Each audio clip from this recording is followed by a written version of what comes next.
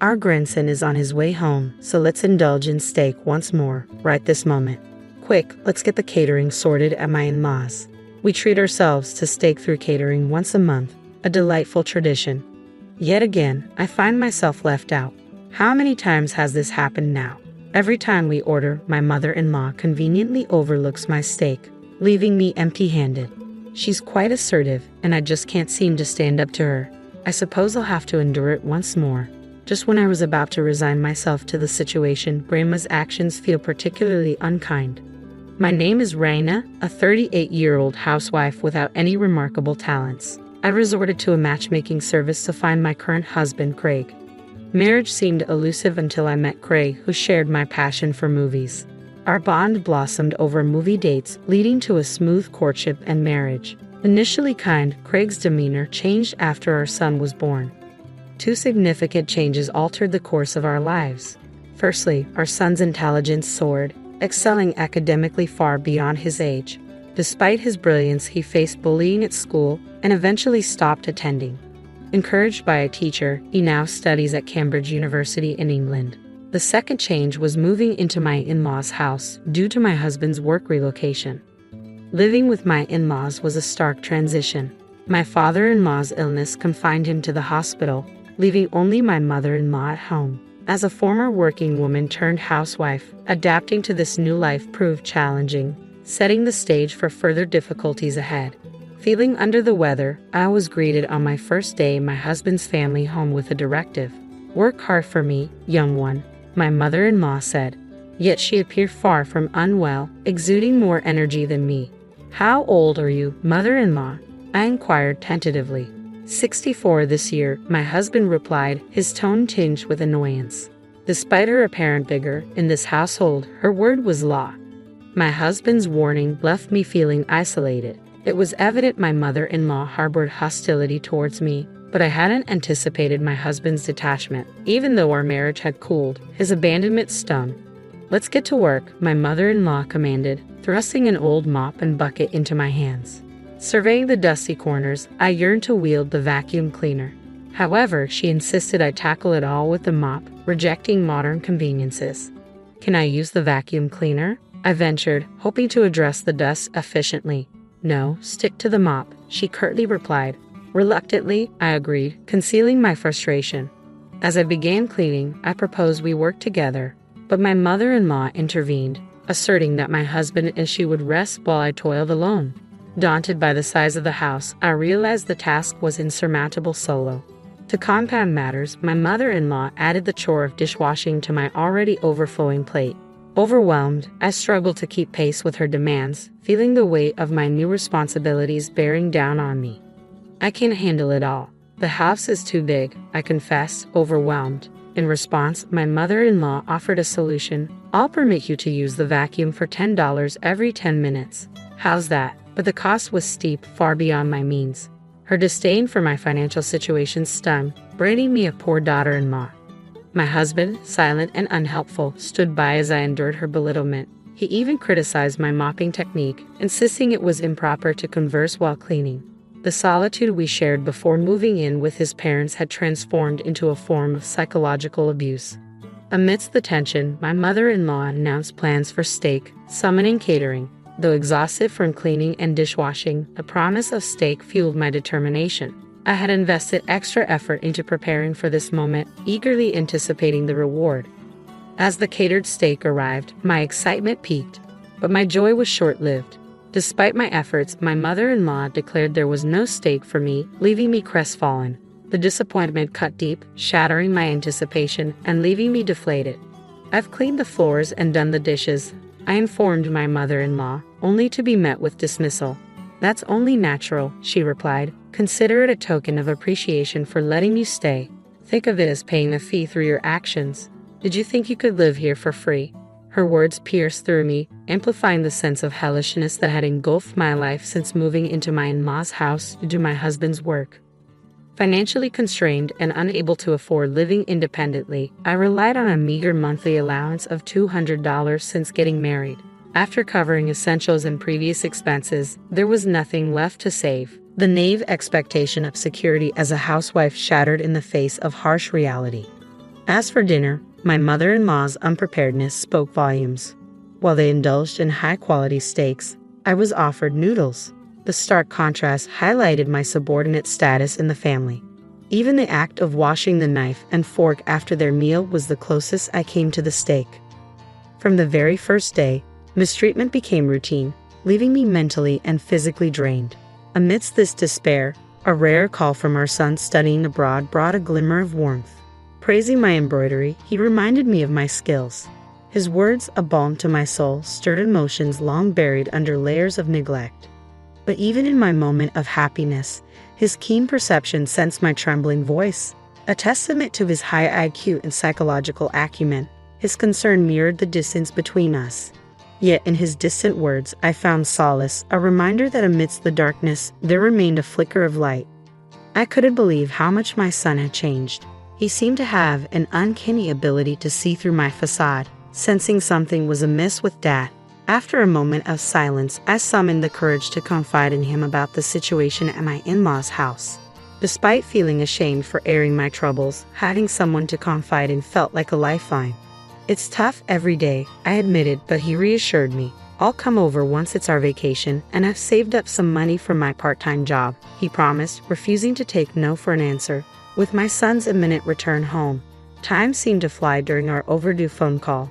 An hour passed, leaving me feeling rejuvenated by his unwavering support. However, as soon as the call ended, my mother-in-law approached with a sharp glare.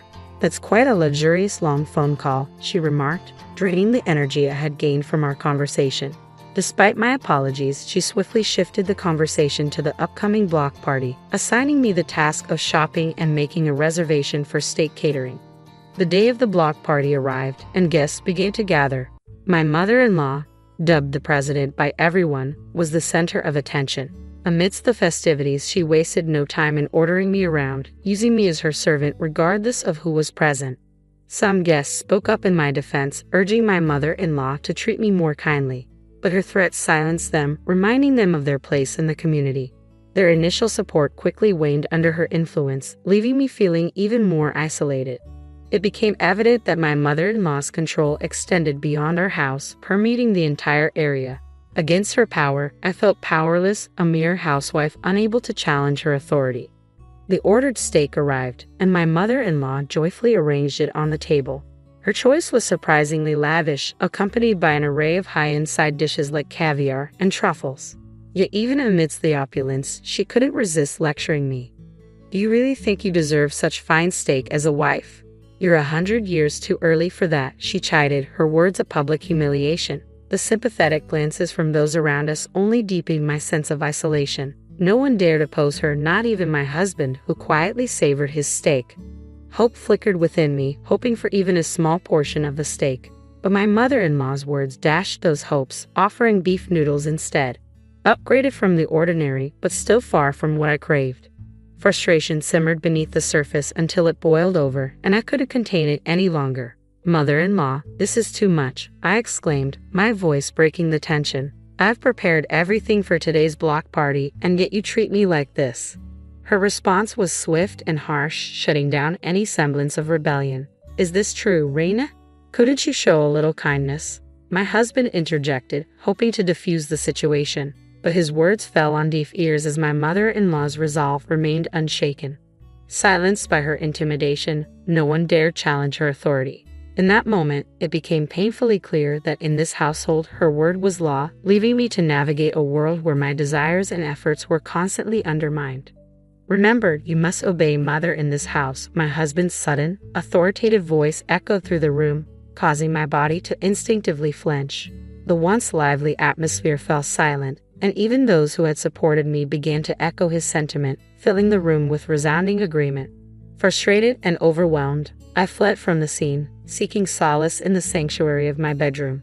Time seemed to blur as I locked myself away, the weight of the situation bearing down on me until exhaustion claimed me. When I awoke, the block party had dispersed and the night had fallen.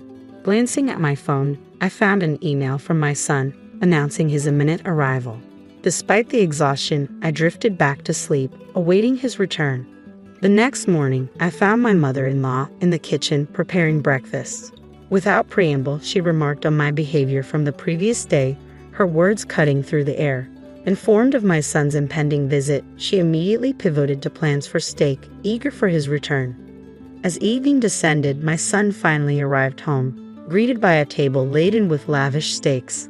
Despite his usual enjoyment of the meal, he couldn't help but notice my absence from the feast. Concerned, he questioned my mother-in-law, only to be met with a dismissive response. "It's fine, Rihanna is always like this," she waved off his concern, redirecting his attention to the meal before him.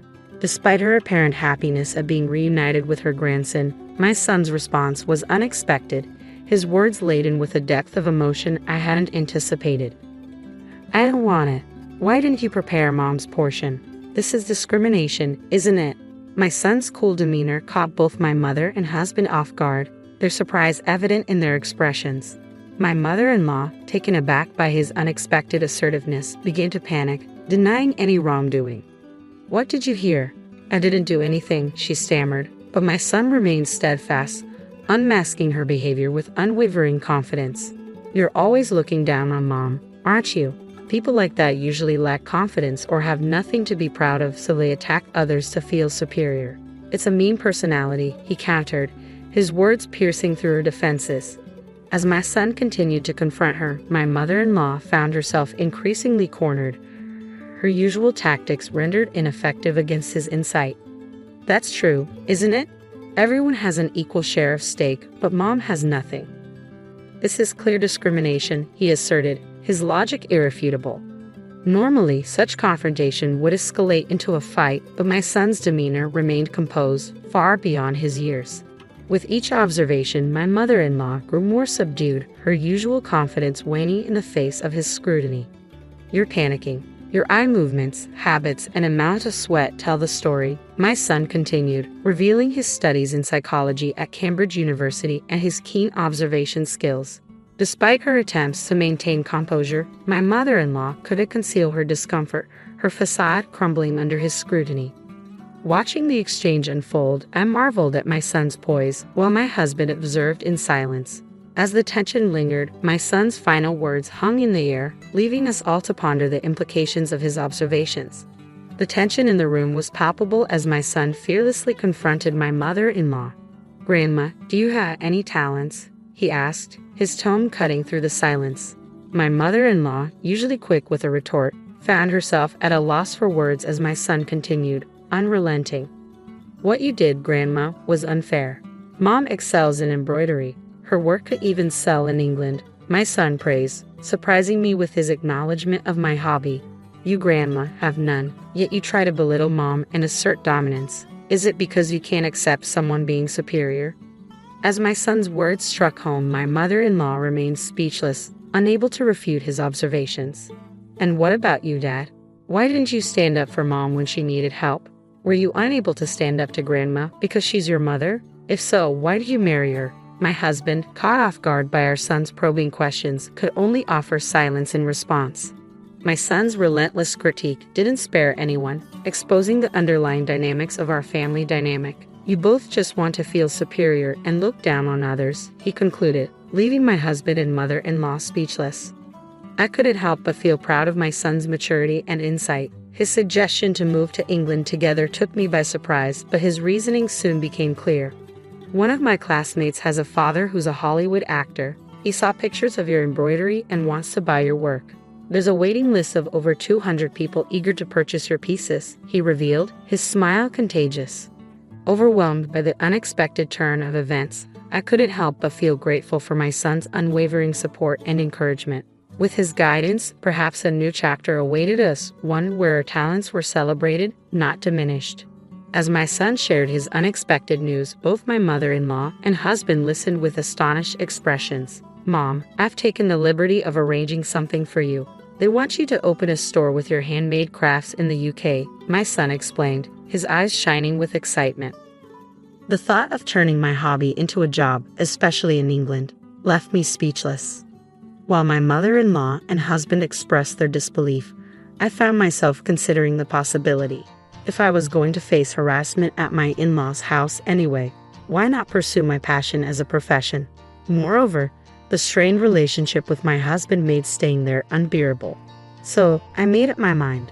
I'll give it a try. I accepted, much to the shock of my family. And then, I dropped a bombshell.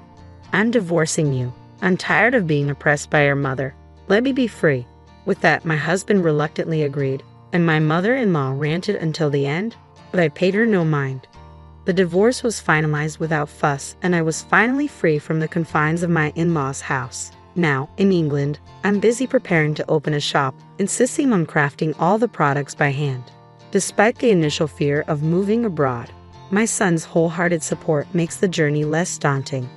Meanwhile, back home, I heard from my son that my former mother-in-law stumbled and ended up in the hospital. With her incapacitated, my ex-husband struggles to manage alone, taking on extra work to cover expenses. While it's a challenging time for them, I hope they find their way forward. As for me, I'm focused on the future, working on the final pieces for the shop's opening. With my son by my side, I feel confident in facing whatever challenges lie ahead. From rescuer to the rescued, our roles have shifted, but as a mother, I'll always support my son, just as he supported me. Why did I get a letter from my late mother-in-law? I couldn't believe my eyes as I stared at the envelope in my mailbox. It was from her. Even though we had just said our goodbyes at her funeral yesterday, she had always been so kind to me, like a friend despite our age gap. We used to go out and have fun together, and her sudden passing had hit me hard. I was still struggling to accept that she was gone. During my mourning, getting a letter from my mother-in-law was a big shock. As I read it quickly, I discovered something totally unexpected. She had arranged for it to be sent to me by the temple priest after she passed away. Inside, she told me about a hidden door in the family chest and how to find it. She stressed that I should open it alone. Realizing I had the house to myself, I rushed over and used the spare key to get in. Following her instructions, I found the secret compartment and managed to open it. Inside, I found something incredible. I'm Nancy, 35, working as a web designer from home. My husband Tom, 4 years older, and I tied the knot 5 years back. We were introduced by a friend, and our bond remains strong. Sadly, we haven't been able to have kids yet. It's been tough, but my mother-in-law, also named Nancy, has been a source of solace. She always reassures me, saying there's no rush and suggests fun outings like trying out the new waffle place near the station. Her warmth and encouragement have eased my worries about not having children. Though I still long for them, I've decided against aggressive fertility treatments and am letting things happen naturally. My husband Tom travels a lot for work, so my mother-in-law and I often hang out when he's away. Despite our age gap, we've become really close, almost like friends. She lives nearby with my brother-in-law's family, who have 3 kids. But while my mother-in-law gets along with them, my brother-in-law and his wife aren't so friendly towards us because we don't have kids. Nancy, still no kids. We've got 3 wonderful ones here. Not having kids is disrespectful. You should distance yourself from your mother-in-law. Amy, my brother-in-law's wife, often taunts, with Jason, my brother-in-law, joining in with mocking remarks about Tom and me. At first, my husband and I would argue back when my brother-in-law's family made those hurtful comments. But they never listened, so we started avoiding them instead. It's frustrating how they're so rude to us, but pretend to be nice around my mother-in-law. She has no idea what they're really like. We haven't told her because we don't want her to worry unnecessarily. Feeling worried, we rang the doorbell at my in-laws' house, but no one answered. So we used the spare key to get in. "Mom," my husband called out, but there was no reply. With a sinking feeling, we searched the house and found my mother-in-law collapsed in her bedroom. "Oh no," I gasped, rushing to her side while my husband called for an ambulance. My brother-in-law's family must have been out because no one else was home. The ambulance arrived quickly, but despite their efforts, my mother-in-law passed away at the hospital. It was a stroke. My husband and I were devastated by my mother-in-law's sudden passing. We cried endlessly, but there were practical matters to attend to, like arranging the funeral. We knew we couldn't dwell in sadness forever. The funeral was meant to be a family affair, with my brother-in-law taking the lead. Despite some reluctance from him, we all worked together to honor my mother-in-law's wishes. But throughout the preparations, there was a sense of unease with my brother-in-law. While he carried out his duties as the chief mourner, he seemed detached. After brief conversations with relatives, he would abruptly leave, leaving them offended. They would then glare at him as he departed. During the gathering after the funeral, my brother-in-law took the first seat and stayed put, ignoring my husband's attempts to engage him with the guests. He just sat there with his beer, and his wife did the same beside him. Meanwhile, my husband and I moved around, thanking everyone for coming and sharing memories of my mother-in-law. Seeing their parents lounging and drinking seemed to influence my brother-in-law's kids, who busied themselves with games, laughing and nudging each other. It felt more like a casual get-together than a mourning gathering. None of them seemed affected by my mother-in-law's passing, and the relatives noticed. They didn't bother talking to my brother-in-law's family and instead shared memories with my husband and me before saying goodbye. Despite the relatives' noticeable change in behavior, they carried on, ordering more beer, discussing inheritances, and even planning vacations during this solemn time. After everything my mother-in-law did for them, "It's just disrespectful," I muttered, feeling disdainful towards my brother-in-law's family. The next morning, my husband left early for some errands. As I went to check the mailbox for the newspaper, I found a letter addressed to me. Who could this be from? I wondered, surprised as I opened it and realized it was from my late mother-in-law. Why would she send me a letter? I pondered, returning to the living room to read it. Inside, I discovered something unexpected. It seemed she had arranged for the temple priest to send it to me after her passing. The letter contained instructions on opening a chest, accessing a hidden compartment, and the contact details of the family lawyer. And then a note. "Please open it alone." I carefully studied my mother-in-law's letter, admiring her strong handwriting despite her delicate frame. Taking a deep breath, I felt the weight of her words, reflecting her resilient spirit. Glancing at the clock, it read 9:30. The house should be empty now, I thought to myself as I prepared to leave. The kids would be at school, and my brother-in-law and his wife likely out on their planned outing, according to a social media post I saw earlier. Despite it being the day after our grandmother's funeral, they seemed eager for a day off using bereavement leave. If their post was accurate, the family home should be deserted. I knew I had to go now, or I might not have another chance. As I stepped into my parents-in-law's house using the spare key, a wave of sadness washed over me. The absence of my mother-in-law, always so warm and welcoming, felt heavy on my heart. Slowly, I made my way to her room. The chest, said to be her trousseau, looked old but well cared for. Following the letter's instructions, I opened it smoothly and found the hidden door at the back, just as described. Relief flooded me as I managed to open it safely. Inside, along with what the letter mentioned, I found another document. What could this be? I wondered, feeling my mother-in-law's love emanating from the papers. Tears threatened to spill, but I knew I had to leave quickly. I couldn't risk being caught there by someone returning home. After all, the letter had emphasized the importance of doing it alone. When I returned home with the documents, I reached out to the family lawyer mentioned in the letter to inform them of my mother-in-law's passing.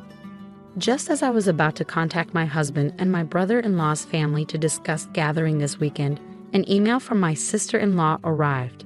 It urged us to convene at my parents-in-law's house urgently for important news.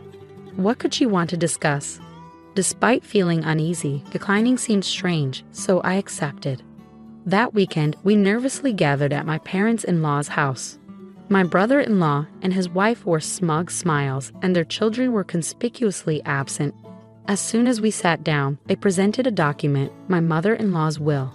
It bore her signature, leaving all assets to my brother-in-law and his wife. "You see, we inherit everything," my brother-in-law gloated, his laughter harsh. While my husband looked stunned, I quietly excused myself and discreetly brought in the lawyer waiting outside. "Who's this?" My brother-in-law and his wife sounded puzzled as the lawyer entered. Even my husband, unaware of the lawyer's presence, looked surprised. "This is the lawyer my mother-in-law trusted," I explained briefly. Gradually, confusion turned to anger on my brother-in-law and his wife's faces. "A lawyer? Why bring them here?" they demanded. "It's part of my mother-in-law's instructions. She wanted the lawyer to help draft the estate division agreement smoothly," I replied. They protested loudly, insisting they didn't need legal assistance. My brother-in-law slammed the desk, gesturing to my mother-in-law's will. "See, we have her will. We don't need a lawyer," he declared. The lawyer intervened calmly. "Are you sure your mother wrote this entire document herself?" My brother-in-law affirmed angrily, but the lawyer shook his head. This can't be recognized as a will.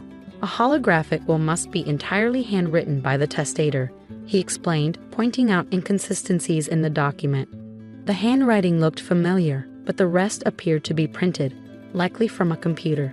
The room fell silent as my brother-in-law reached for the will in front of him. But no matter what he did, the content remained unchanged, neatly printed in Gothic font. Huh?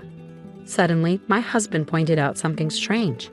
Why is the back of the paper so clean? I examined it closely and noticed a discrepancy.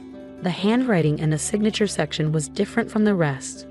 Could this be a forged will? My brother-in-law and his wife trembled at the lawyer's observation. We wouldn't do such a thing, they protested, but their tension was palpable. The lawyer warned, forgery of a will is a serious crime. Their faces drained of color as they stuttered through excuses. The lawyer delivered the final blow. Nancy has a notarized will, making yours invalid. My brother-in-law and his wife were shocked. What? We never heard of it, they exclaimed. But I remembered the letter from my mother-in-law, mentioning a notarized will hidden behind the chest's secret door. We were just as surprised. In the letter my mother-in-law sent earlier, she disclosed the hiding spot to us. Along with practical details, she explained her reasons for making the notarized will and why she shared it with me. She had sensed her health declining and prepared the will, suspecting that my brother-in-law and his wife might try to interfere with it. While I had thought my mother-in-law was oblivious to my brother-in-law and his wife's true nature, it seemed she had a faint inkling of their greed. The notarized will stipulated that the assets would be split equally between my brother-in-law and my husband. What? She did this? My brother-in-law and his wife were stunned, their eyes wide. Then my brother-in-law's demeanor shifted abruptly, and he exclaimed, "Ah, right? As the eldest son, I'm supposed to be the beneficiary of Mom's life insurance, aren't I?" His eyes gleamed with intensity as he spoke. I replied in a chilly tone, "In addition to the notarized will, your mother also left me the life insurance certificate, with myself as the beneficiary." Inside the hidden compartment of the chest, alongside the notarized will, was the life insurance certificate. My brother-in-law and his wife balked at the documents in disbelief, their eyes fixed on them. "I never heard about this. I had no idea," the lawyer interjected. Changing a life insurance beneficiary doesn't always require notifying the previous one. Despite my brother-in-law's protests and table slamming, the lawyer intervened. Turning to me, my husband asked anxiously, "When did Mom entrust you with this?" I didn't know. I reassured him with a smile. "It was all in the letter I received from her.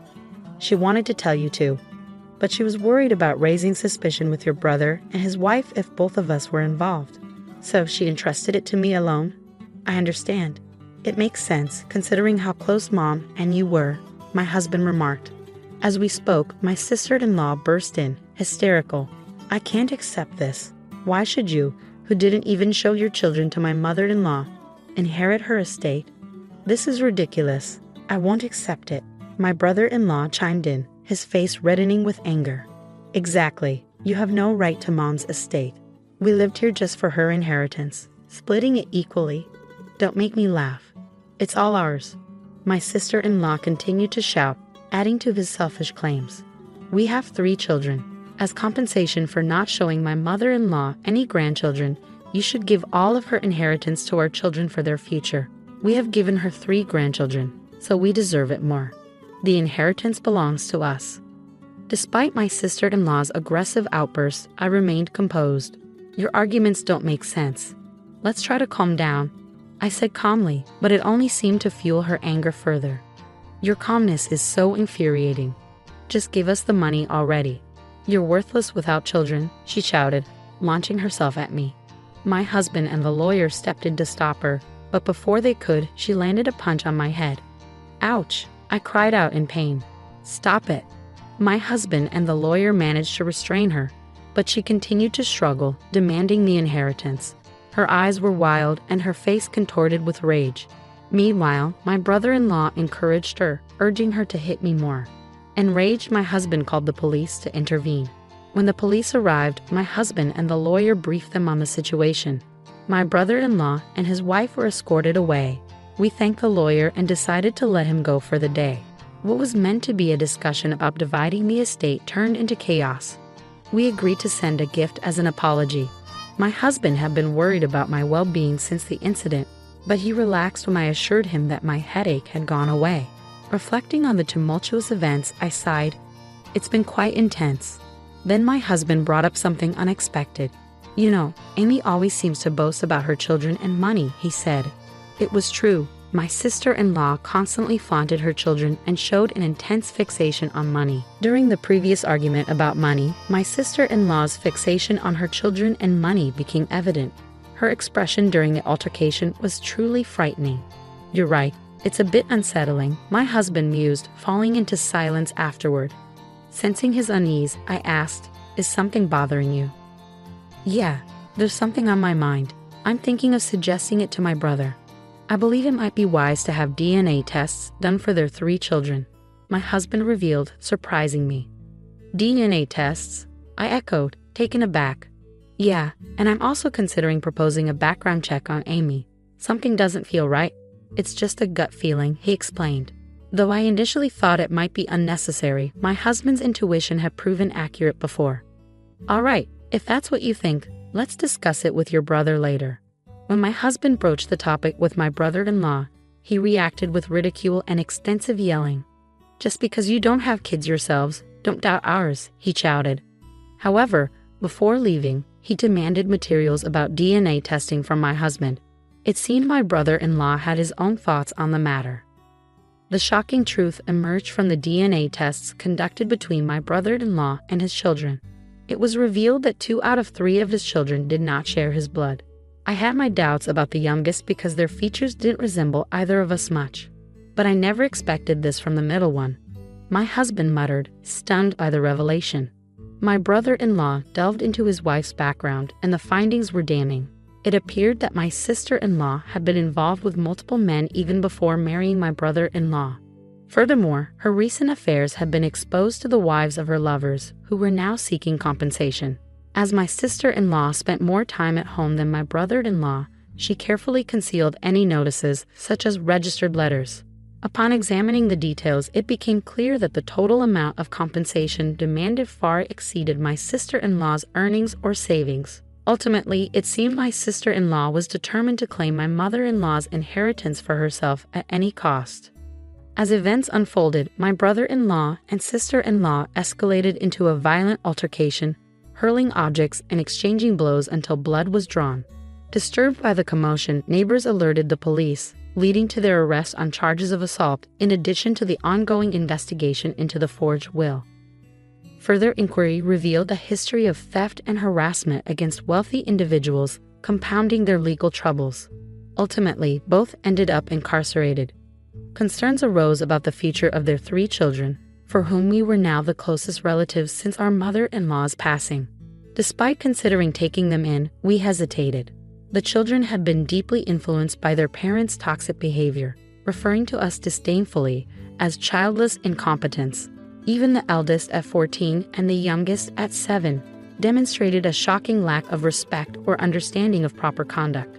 Despite their parents' predicament, their attitudes remained unchanged. Hearing our 14-year-old nephew dismiss us as childless idiots was disheartening beyond words. Exposed to such hostility, we found it impossible to nurture affection or optimism about their upbringing. In the end, we decided to reach out to my sister-in-law's parents and formally cut ties with the children. It seemed they understood our decision, as our nephew bitterly remarked, "I'd rather live in Grandma's old shack with a clueless, childless couple." It was clear this was the best course for everyone involved. We chose not to disclose the fact that the younger 2 children were not biologically related to my brother-in-law. Whether to reveal the truth or not, we left in the hands of my brother-in-law and his wife's relatives.